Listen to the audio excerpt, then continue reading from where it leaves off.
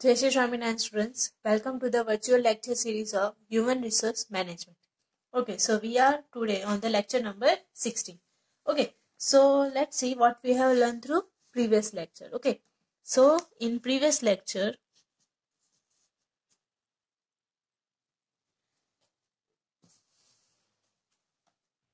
different kinds of formation of group.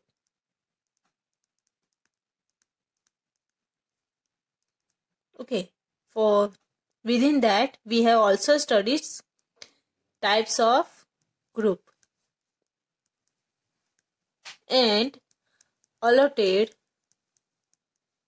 task of a member. બરાબર સો એ આપણે જોયું. Okay so આગળ હવે જોઈએ આજના લેક્ચરમાં what we are going to include. So in today's lecture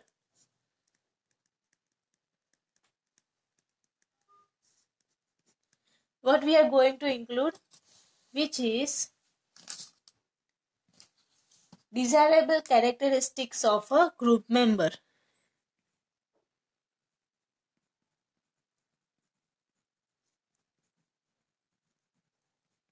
Characteristics of a group member. બરાબર સો જે મેમ્બર્સ રહેલા છે ઓકે સો એમાં કઈ કઈ કેરેક્ટરિસ્ટિક્સની રિક્વાયરમેન્ટ રહેલી છે. ઓકે સો સૌથી પહેલું આવે છે એમાં which is to bring up the willingness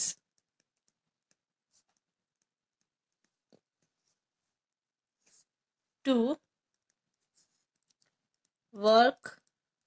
બરાબર એટલે કે વર્ક કરવા માટે એટલે કે એબિલિટી ઓફ વર્ક માટે how to improve the willingness. બરાબર એટલે કે તમારી વિલિંગનેસ જે છે એટલે કામ કરવાની ઈચ્છા બરાબર એ કેવી રીતે તમે ઇમ્પ્રુવાઇઝ કરી શકો છો.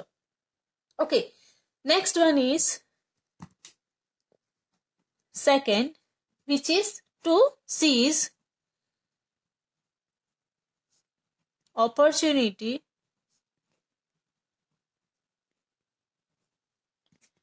of development and growth. Okay કે જે પણ ઓપોર્ચ્યુનિટી આપણને મળી રહી છે ઓકે એને ગ્રોથ અને ડેવલપમેન્ટ માટે કેવી રીતે યુટિલાઇઝ કરવી. બરાબર તો નંબર ઓફ જે ઓપોર્ચ્યુનિટી તમને મળશે બરાબર કે એઝ અ ગ્રુપ મેમ્બર તરીકે વર્ક કરો છો તો તમને નવું કામ શીખવા મળશે પ્લસ તમને સારી એવી નોલેજ પણ એમાં મળે છે. So which will improve your development and the growth, right? Okay, after that, to maintain long tenure with the company.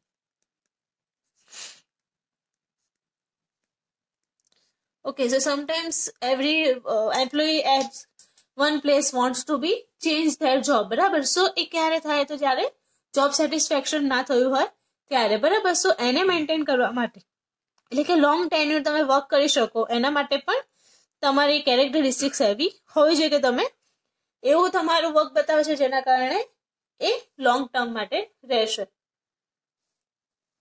Two honour and follow the company philosophy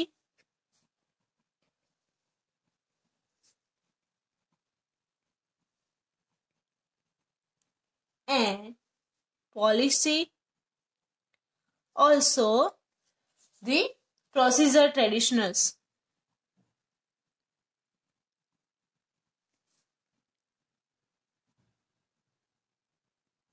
okay એટલે કે શેના માટે આપણે ગુડ કેરેક્ટરિસ્ટિક્સની રિક્વાયરમેન્ટ છે to honour and follow company philosophy. બરાબર so કોઈ પણ ગ્રુપ મેમ્બર છે એ કેવો હોવો જોઈએ તો કે જે પણ કંપનીના રૂલ્સ છે રેગ્યુલેશન્સ છે બરાબર કે પછી ફિલોસોફી એટલે કે જે બેસિસ પર કંપની વર્ક કરી રહી છે ઓકે જે એની પોલિસી છે એના રિલેટેડ વર્ક થતું હોવું જોઈએ અને પ્રોસેસ ધી ટ્રેડિશનલ છે કે જે ટ્રેડિશનલ્સ પ્રમાણે ચાલી આવી છે એ કંપનીના એઝ ઇટ રહેવા જોઈએ. Okay, now the fifth one is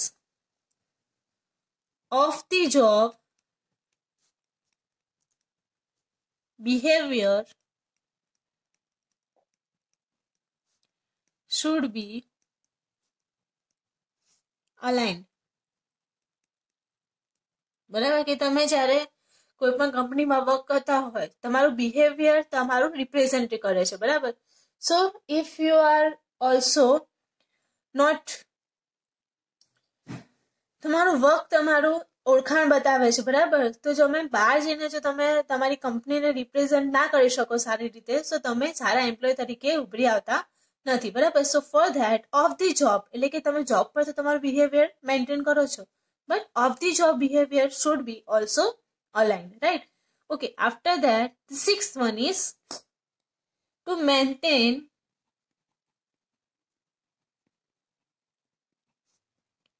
ethical standards while dealing with outsiders.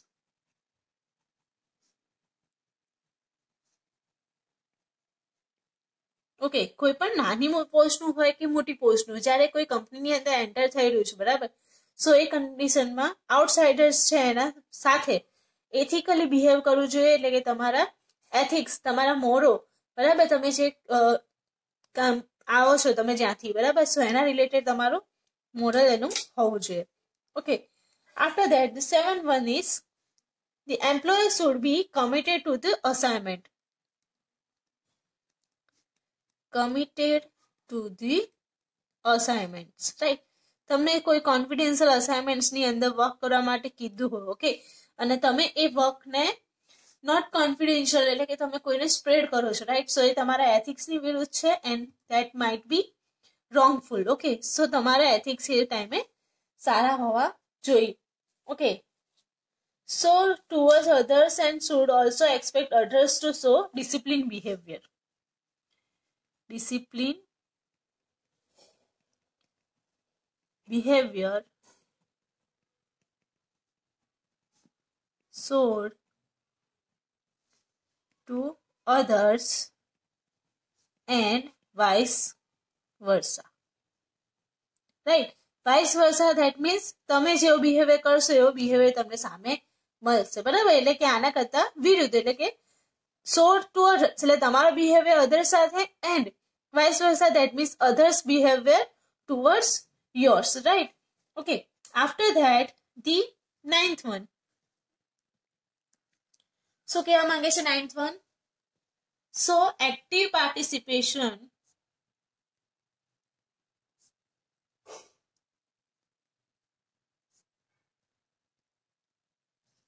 in the participative decisions.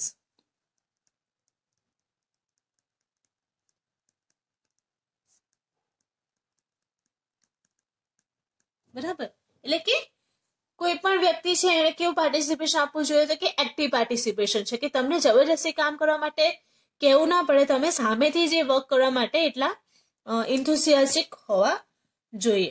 After that the 10th one, which is just, impartial and non-discriminatory.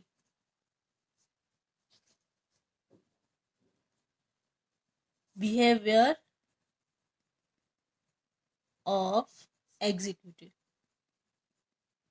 Okay, તમે જો ગ્રુપમાં કોઈ એવા પોઝિશન પર છો એટલે કે લાઈક એક્ઝિક્યુટિવ, બરાબર, સો તમારો behavior just, that means simple હોવો જોઈએ.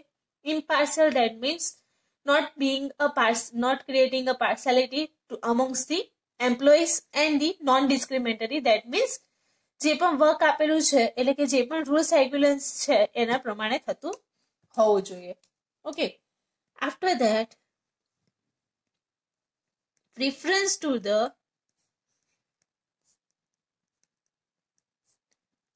higher goals in relation to the lower goals.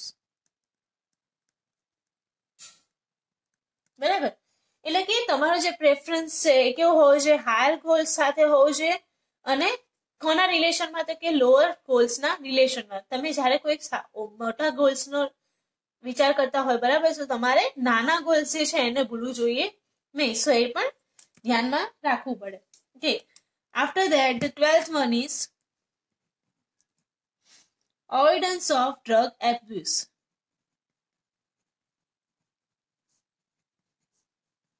કેફેન, બરાબર, એટલે કે જે પણ ખોટી આદતો છે એનાથી દૂર હોવું જોઈએ. ઓકે, એ સિવાય whistle blowing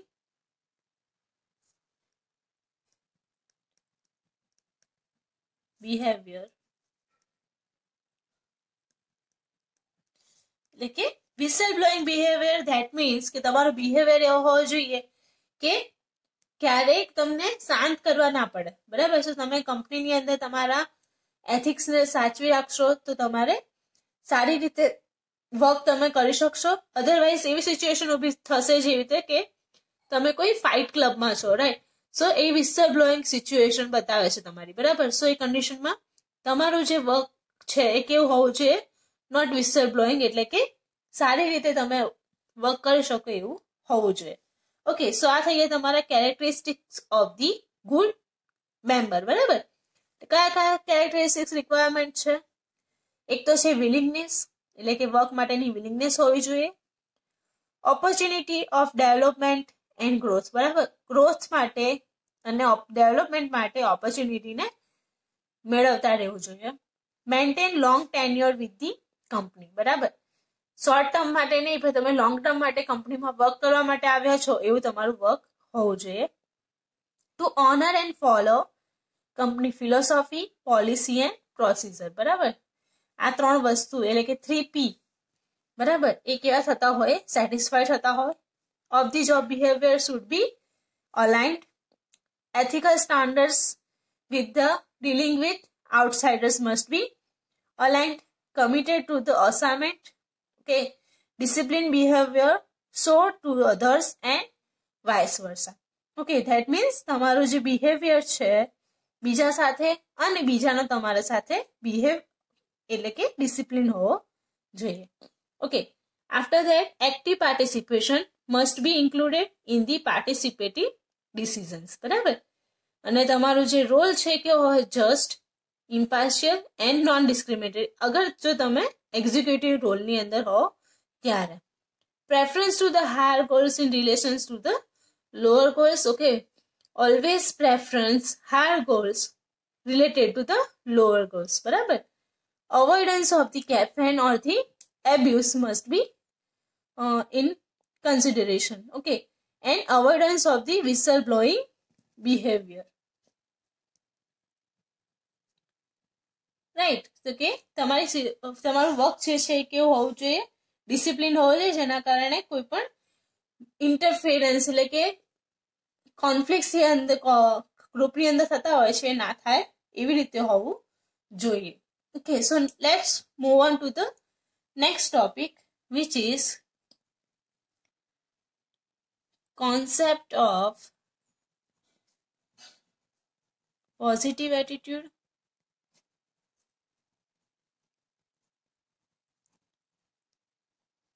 Okay, હવે પોઝિટિવ એટીટ્યુડ પર આપણે આપણું ટોપિક લઈ રહ્યા છે. ઓકે, તો પહેલા આપણે જોયું ગ્રુપ, બરાબર, characteristics of a group member જોયું. હવે એ ગ્રુપ મેમ્બરની કેરેક્ટરિસ્ટિક્સ પરથી કોન્સેપ્ટ આવે છે પોઝિટિવ એટીટ્યુડનો, બરાબર. તમે જે વર્ક એન્વાયરમેન્ટમાં રહી રહ્યા છો, બરાબર, તમારું વર્ક ફૂલફિલિંગ કરી રહ્યા છો. ઓકે, સો એ કન્ડિશનમાં ઓકે, સો હવે જોઈએ આપણે positive attitude.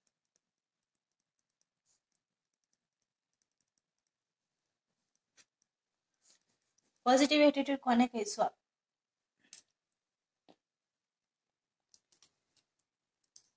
Positive attitude, the attitude of a person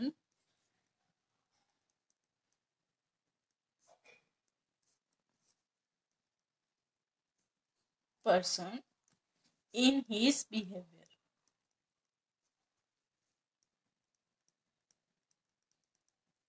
બરાબર. સો કેવો હોય છે કોઈ પણ પર્સનનો behavior in person or the where it he is in a company. બરાબર. સો બંને જગ્યાએ એનો બિહેવિયર કેવો હોય છે. In fact the consistency in a behavior is an outcome of an attitude of a person. બરાબર. જે એટીટ્યુડ એ ઓલવેઝ શો ઓફ કરતો હોય. બરાબર. અહીંયા આગળ એટીટ્યુડ કેની વાત કરીએ છીએ, નોટ લાઈક ઇગોઇસ્ટિક. બરાબર. સો એટીટ્યુડ અહીંયા આગળ છે એઝ ધ ફોર્મ ઓફ તમારું પ્રતિભા. બરાબર. એટલે કે તમારી પ્રતિભા બીજાની સામે કેવી છે. રાઈટ. સો એટીટ્યુડ કેવો છે એના એ કેવી રીતે ડિપેન્ડ થાય છે, તો કે કોન્સ્ટન્ટ બિહેવિયર, તમારું રોજે રોજ તમારા સ્ટાફ સાથે શું બિહેવિયર છે એના એનાલિસિસ થ્રુ તમારું પોઝિટિવ એટીટ્યુડ બનતો હોય છે. બરાબર. So there are different definitions related to it. Okay. શું ડેફિનેશન થઈ શકે પોઝિટિવ એટીટ્યુડની? That means attitude is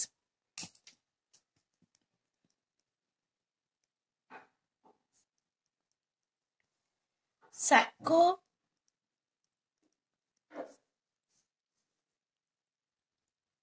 emotion based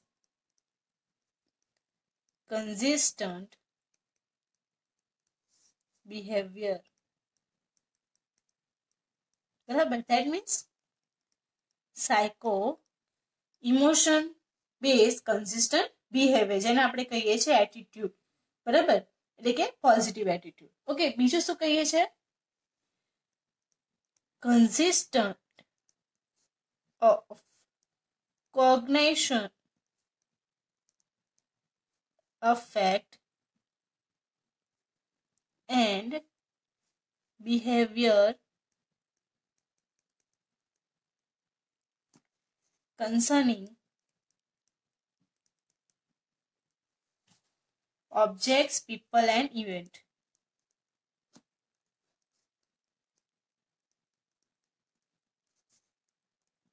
બરાબર. તમારું constant behaviour, cognition, affect concerning objects. બરાબર. કોઈ પણ વસ્તુ માટે, કન્સર્નિંગ પીપલ એટલે કે કોઈ પર્સન માટે, અને ઇવેન્ટ એટલે કે કઈ સિચ્યુએશનમાં તમે કેવો બિહેવિયર કરો છો એની પર પણ ડિપેન્ડન્ટ રહ્યો છે, which is the attitude of a person. Right. Let's see importance of attitude in the human relation management. Importance of